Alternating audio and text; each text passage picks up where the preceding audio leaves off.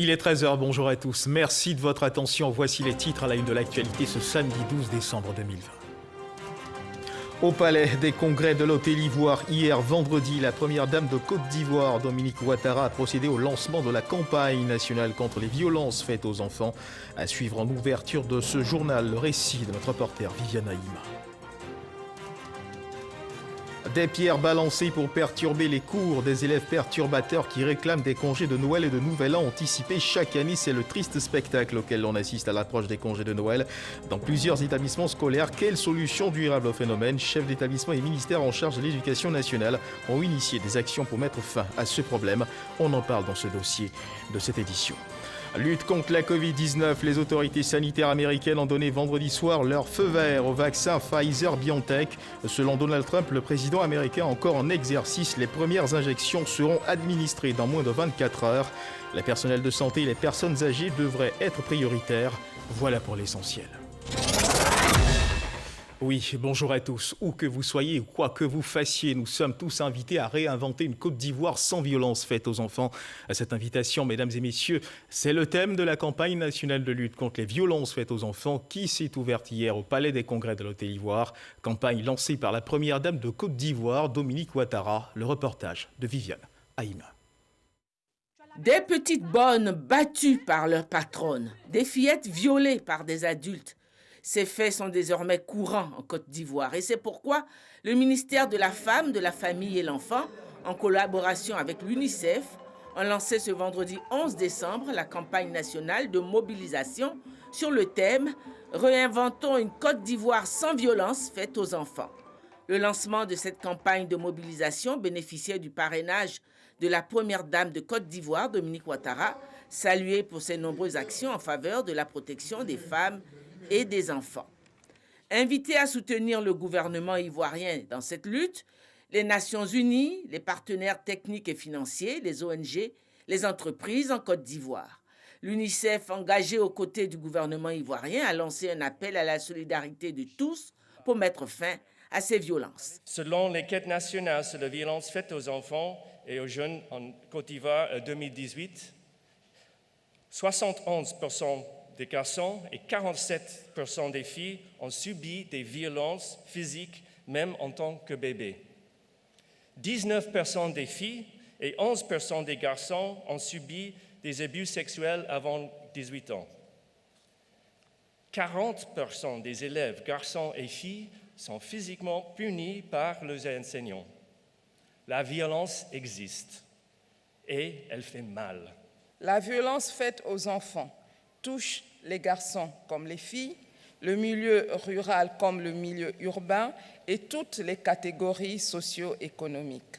Toutes mes félicitations à la Côte d'Ivoire, qui est le premier pays francophone ayant réalisé une enquête nationale spécialisée sur la violence faite aux enfants et aux jeunes et qui a rejoint le groupe restreint des pays pionniers au niveau global en matière de lutte contre la violence faite aux enfants. Éradiquer ce phénomène par des actions fortes, si le Parlement des enfants émet ce vœu, le gouvernement de son côté semble également bien déterminé. En février 2020, avec la survenue de la crise sanitaire à coronavirus, nous avons vu que des cas de violence sur enfants ont tristement augmenté. Sous divers prétextes, des adultes ont trop souvent sévèrement battu des enfants. Ils ont abusé d'eux. Et le plus effrayant, c'est que les cas qui ne sont pas médiatisés sont les plus nombreux. Chers parents, avant d'être vous, vous avez été nous. Nous voulons donc grandir dans la quiétude. Cette cérémonie est donc pour nous l'occasion de lancer un appel à l'action. Le gouvernement a engagé plusieurs actions en vue de promouvoir les droits des enfants et de la femme. Malgré ces acquis importants, force est de constater que les enfants et les femmes sont confrontés à de multiples formes de violences qui se sont exacerbées avec la crise sanitaire liée à la Covid-19. Cette campagne qui s'ouvre aujourd'hui et qui va se poursuivre toute l'année, il sera question d'informer le grand public sur les actions entreprises par le gouvernement et le Conseil national de surveillance des actions de lutte contre la traite, l'exploitation et le travail des enfants en vue d'endiguer les violences faites aux enfants. de présenter les résultats obtenus ainsi que le nouveau programme qui devra être déroulé dans le domaine de la lutte contre les violences faites aux enfants et aux femmes et de faire un plaidoyer auprès des partenaires au développement, des organisations internationales et régionales, des organisations de la société civile, des chefs traditionnels, des guides religieux, des personnalités politiques, du monde académique, des opérateurs économiques, afin qu'ils s'engagent à être des défenseurs actifs de la protection des enfants et des femmes. Déjà, un support filmé sous la forme d'une série télévisée a été réalisé et sera diffusé sur la RTI et sur d'autres canaux audiovisuels. La première dame de Côte d'Ivoire, Dominique Ouattara, qui a déjà donné son adhésion à cette campagne, appelle à un engagement de tous les Ivoiriens autour de cette cause. Mesdames et messieurs, il est urgent que chacun, à quelque niveau qu'il soit, comprenne la gravité de la violence faite à nos enfants et soit conscient de l'importance d'agir sans attendre. J'en appelle à l'engagement de tous à redoubler d'ardeur et à rechercher des solutions innovantes à ce problème pour davantage d'efficacité. Pour ma part, je continuerai à œuvrer sans relâche pour la protection et le bien-être de nos enfants, car j'ai foi qu'ensemble, nous pouvons agir pour mettre en lumière et faire cesser ces drames invisibles qui se jouent dans les maisons, dans les écoles et dans les communautés. Sur ce, je déclare ouverte la campagne annuelle « Réinventons une Côte d'Ivoire sans violence faite aux enfants ». Bâtir une Côte d'Ivoire capable d'offrir une protection matérielle mais également physique à l'enfant, l'être le plus faible, le gouvernement est à l'œuvre. Et parlons justement de violence. Voici bientôt plusieurs années que certaines scènes de violence sont observées dans les lycées et collèges de Côte d'Ivoire à l'approche de la fête de Noël et du Nouvel An.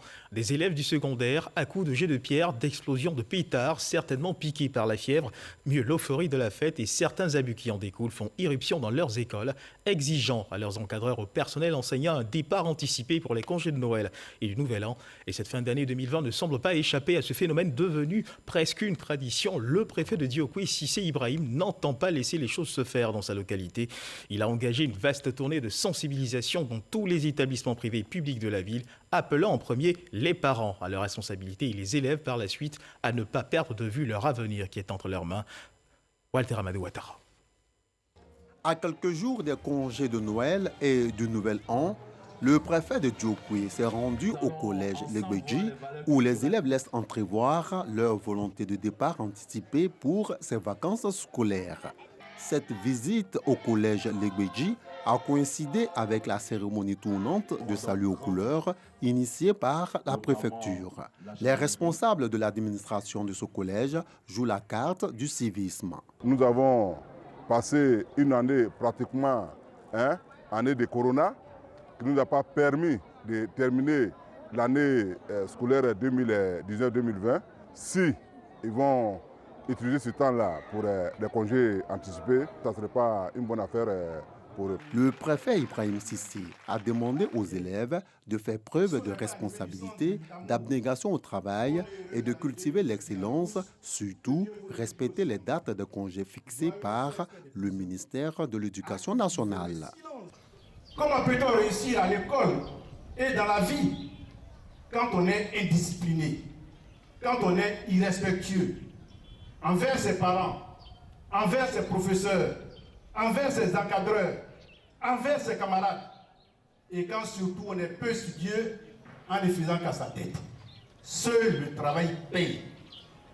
Si vous ne travaillez pas, vous ne réussirez pas. Il n'y a pas de hasard. On n'est pas bien formé par hasard. C'est votre volonté au travail, votre assiduité et votre abnégation qui feront de vous les sachants de demain, aptes à tenir les hautes fonctions professionnelles et politiques. Dans l'espoir que les élèves entendent son appel et fassent preuve de responsabilité, le préfet de Diokoué prévoit des visites dans d'autres établissements secondaires de la localité. Et sur ce même phénomène d'action engagée par les élèves pour des congés anticipés de Noël et de Nouvel An, cette année, c'est la ville de Grand-Laou qui a ouvert le triste bal. Dans la nuit du 7 décembre, des individus non identifiés ont saccagé les locaux abritant l'administration du lycée Huchard-Assouan de la ville. Face à la récurrence des manifestations, les chefs d'établissement et le ministère en charge de l'éducation nationale ont initié des actions pour mettre fin à ce problème social. Des actions qui, semble-t-il, portent des fruits sur le terrain.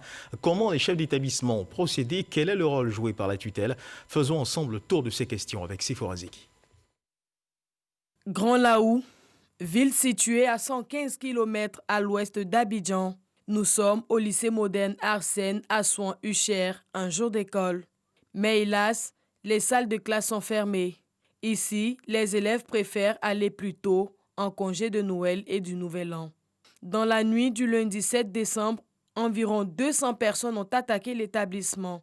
Administration saccagée, ordinateurs emportés et matériel de travail endommagé en guise de revendication pour des congés anticipés. Nous avons immédiatement fait appel au commissaire de police qui est arrivé une dizaine de minutes après. Et donc avec très rapidement ces éléments, les élèves se sont dispersés. Après des enquêtes menées par le commissariat de Grand-Laou, 5 auteurs présumés sont mis aux arrêts.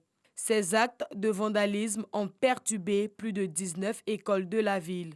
Les conséquences relatées par l'inspecteur de l'enseignement préscolaire et primaire de Grand-Laou.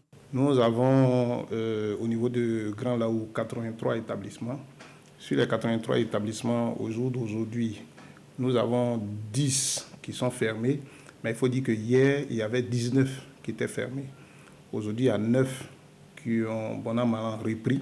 Réunion d'urgence donc avec les parents d'élèves, les autorités administratives, militaires et les enseignants pour trouver une solution. Ce sont les parents qui vont prendre en charge la réparation de tous ces dégâts-là. Le comportement que les enfants ont eu, ils ont eu un mauvais comportement.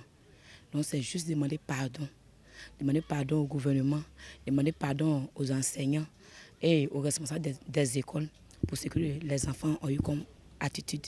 Les départs précipités pour les congés de la Noël et du Nouvel An, un phénomène qui a pris de l'ampleur il y a quelques années. Cette année, les chefs d'établissement ont pris des dispositions pour parer à toute éventualité. Lycée moderne d'Abobo, ici cohabitent 12 000 élèves. Pour éviter la perturbation des cours, le proviseur a sa recette. Au niveau du lycée, nous avions des points stratégiques. Avec les collaborateurs des lycées 1 et 2, nous avions constitué des équipes. Et déjà à partir de 9 h, ces équipes envahissent déjà des points stratégiques. Au moment où nos enfants sortent à 10 h, ils nous voient déjà sur ces lieux-là. Vous êtes venus nous trouver en séance de sensibilisation avec nos chefs et nos sous-chefs.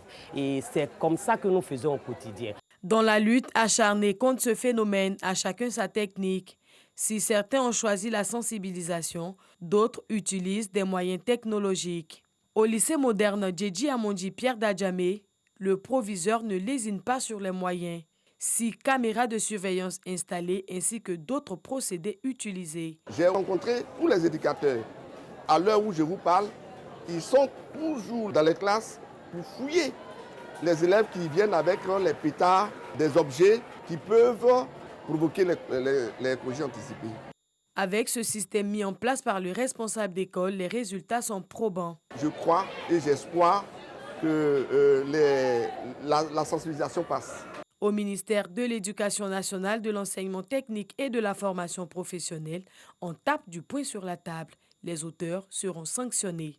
Quelquefois, ce sont les élèves, mais très souvent aussi, ce sont des personnes qui n'ont rien à voir avec l'école. Des mécaniciens, des tailleurs, des apprentis chauffeurs.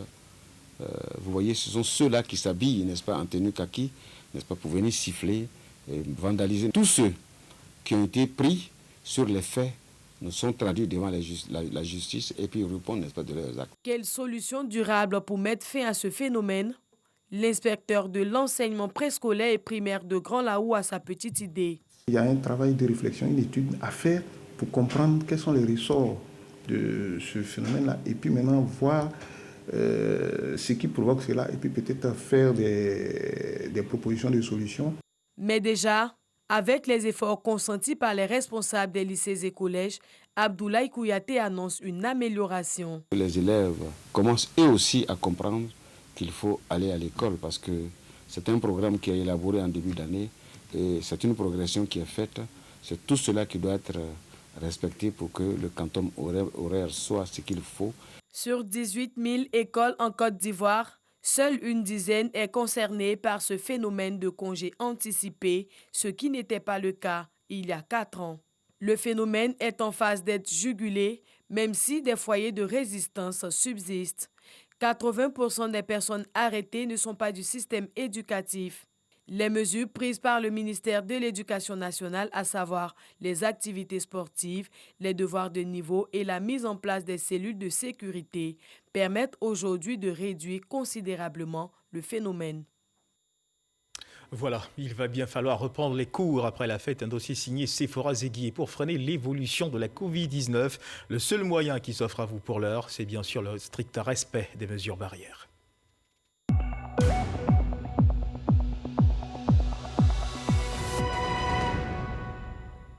Et sur l'évolution de la Covid-19 en Côte d'Ivoire, l'on note à ce jour 28 nouveaux cas sur 1306 échantillons prélevés, 31 nouvelles guérisons, 0 décès, 251 cas actifs. La Côte d'Ivoire compte à ce jour 21 618 cas confirmés, 21 234 personnes guéries et 133 décès. Et puis sachez que les autorités sanitaires américaines ont donné vendredi soir leur feu vert au vaccin Pfizer-BioNTech contre la Covid-19, selon le président Donald Trump, président américain encore en exercice. Les premières injections seront administrées dans moins de 24 heures.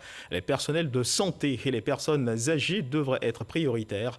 Dans l'immédiat, environ 3 millions de doses seront expédiées par Pfizer directement aux hôpitaux, pharmacies et sites désignés par chacun des États et quelques grandes villes. Le gouvernement fédéral a décidé de réserver 3 autres millions de doses disponibles pour les envoyer 3 semaines plus tard, lorsque le rappel du vaccin doit être injecté.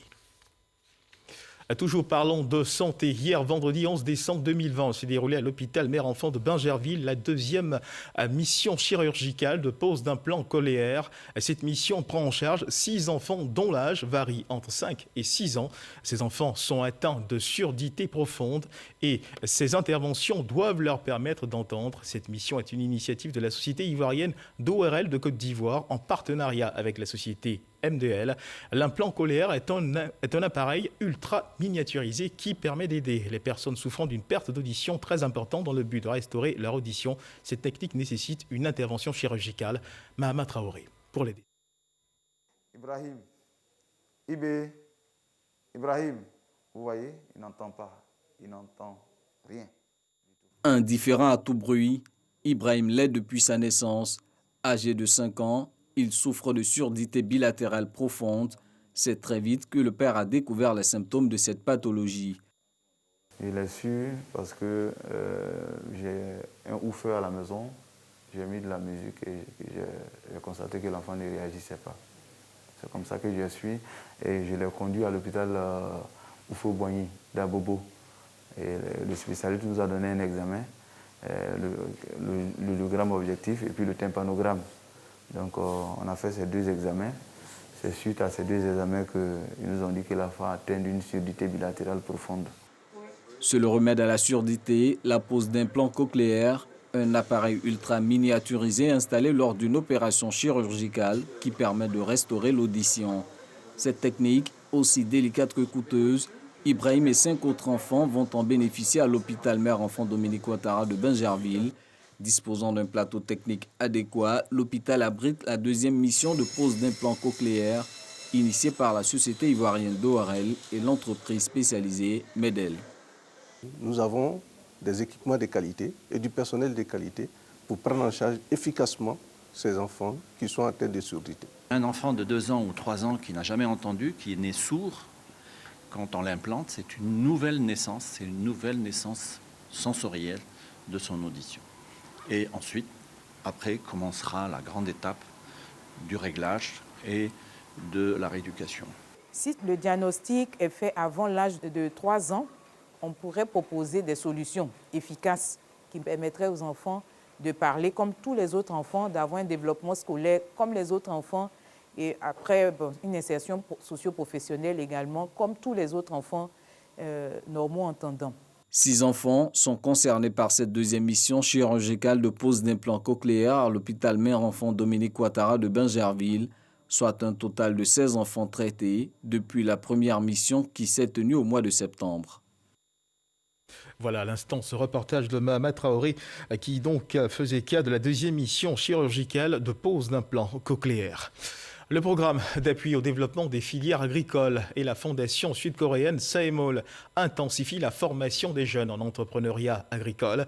À Sakasu, région de Gweke, une centaine de jeunes venus de 5 régions du pays ont vu leur capacité renforcée en création d'entreprises agricoles et en élaboration de plus d'affaires. À la fin de cette formation, les meilleurs projets d'entreprises agricoles seront accompagnés techniquement et financièrement par la fondation sud-coréenne Saemol. Le reportage de Soro Corona.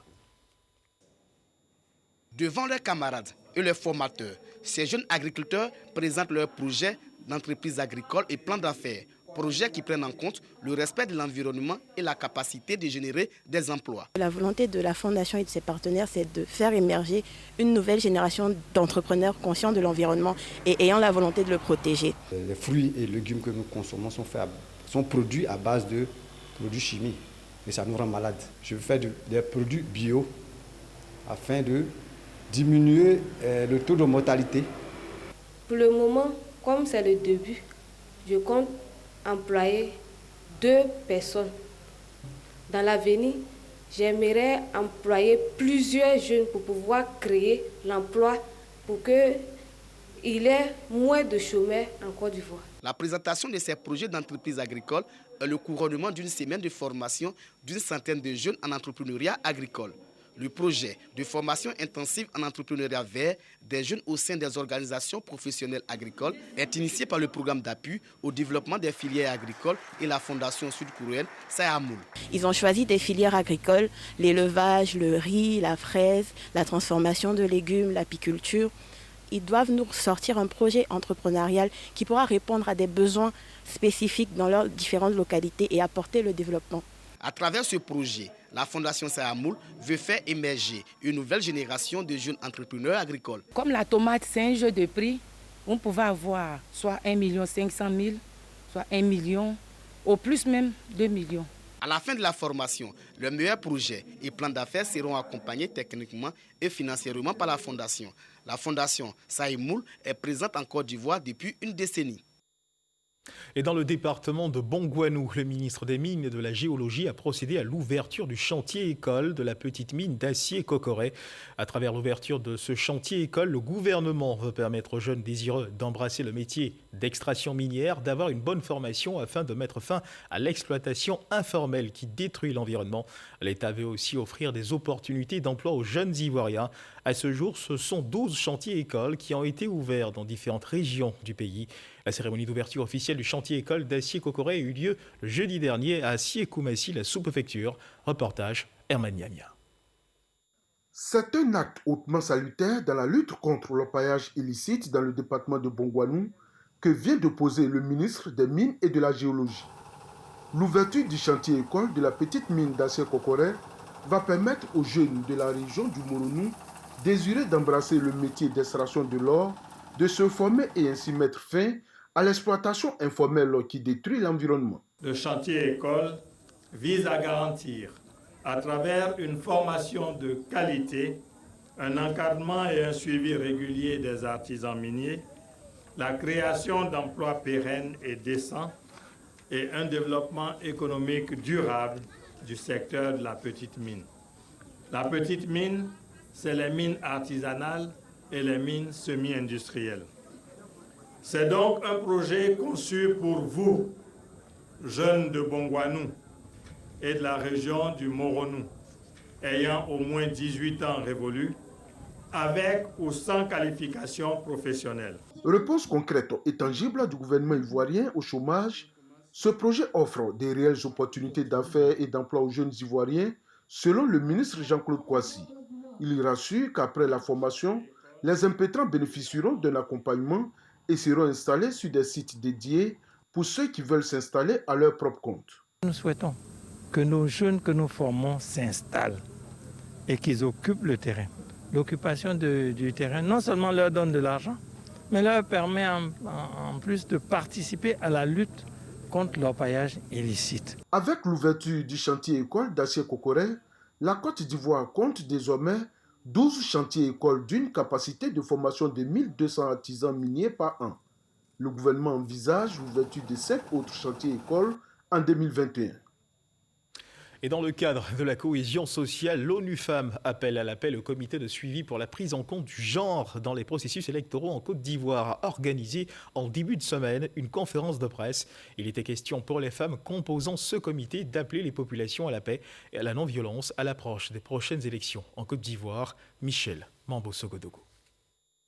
Passé la présidentielle 2020, de prochaines échéances électorales s'annoncent et pour des scrutins apaisés, les femmes de Côte d'Ivoire réunies au sein du comité de suivi pour la prise en compte du genre dans les processus électoraux donnent de la voix.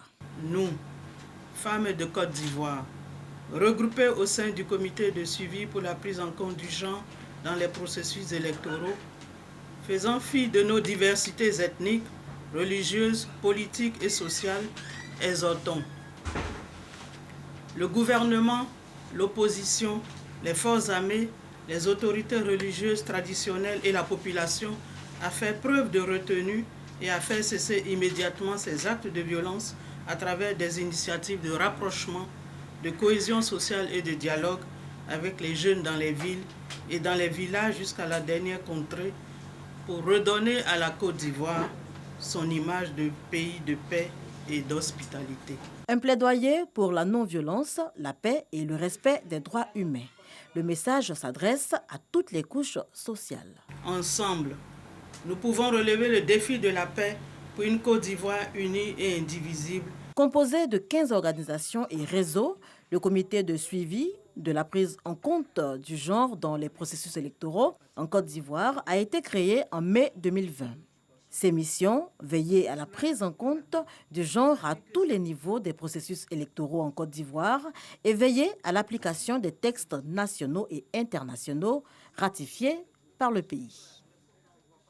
Mesdames et messieurs, une brigade féminine spécialisée dans la circulation et la régulation, c'est la nouvelle unité mise sur pied par la police nationale de Côte d'Ivoire pour freiner les comportements indélicats de certains usagers de la route. Cette brigade féminine composée de 110 éléments a pour mission principale de maintenir la fluidité dans la commune de Cocody. Elle a été présentée au ministre de la Sécurité et de la Protection civile, Diomandé Vagondo, cité dans la commune de Cocody, à Boussanogo. Voici la nouvelle brigade spéciale de la circulation et de la régulation de la police nationale. Sa particularité, elle est composée uniquement de femmes. Elle comprend 110 fonctionnaires de police, dont une femme commissaire, 10 officiers de police et 99 sous-officiers. Cette unité de la police nationale a été présentée au ministre de la Sécurité et de la Protection civile Vagondo Diomandé. Sa mise en place a été possible grâce à l'appui technique et logistique de l'Agence de coopération internationale du Japon, JICA, du ministère de l'équipement et de l'entretien routier, par l'intermédiaire de l'AGEROUTE, à travers le grand projet de transport urbain d'Abidjan. Cette brigade sera en activité dans la commune de Cocody. Je voudrais saisir l'occasion pour lancer un appel à tous les administrés de Cocody. Il faudra faire preuve de patience à l'égard de toutes ces femmes policières dont la mission première est de vous aider et de nous aider. Quant au ministre de la Sécurité et de la Protection civile Vagondo Diomandé, il a appelé ses hommes au travail et à la discipline. Cette unité spéciale constitue un appui important pour votre commune qui souffre, comme beaucoup d'autres, des bouchons interminables. À cet effet, je voudrais vous les confier. Je voudrais me tourner vers les agents de cette brigade pour leur dire que, comme par le passé, vous risquez et vous serez une curiosité pour les habitants. Aussi, il vous appartient de profiter de cette lumière pour faire grandir l'amour de la police dans le cœur de nos populations, en vous démarquant par votre comportement exemplaire. Les fonctionnaires de police de la brigade spéciale de la circulation et de la régulation sont placés sous le commandement du commissaire de deuxième classe Kwasi Nicolette. Et ils vont jouer un rôle primordial dans le maintien de la fluidité sur le réseau de Cocody. Ils effectueront des contrôles ciblés et stratégiques dans la commune. Ils vont réguler la circulation aux heures d'affluence, surveiller les voies réservées et exercer une présence dissuasive afin de prévenir les infractions. Et nous sommes le 12 décembre 2020, voici 5 ans jour pour jour que l'accord de Paris est né. Pour rappel, cet accord historique s'est donné pour objectif de lutter contre le changement climatique et pour accélérer et intensifier les actions et les investissements nécessaires à un avenir durable à faible intensité de carbone. 5 ans après, les résultats se font entendre. L'accord de Paris, rappelons-le, avait été validé par les 196 parties prenantes de la conférence. Et c'est sur cette information que se referme cette édition. Merci de nous avoir suivis. Dieu garde la Côte d'Ivoire.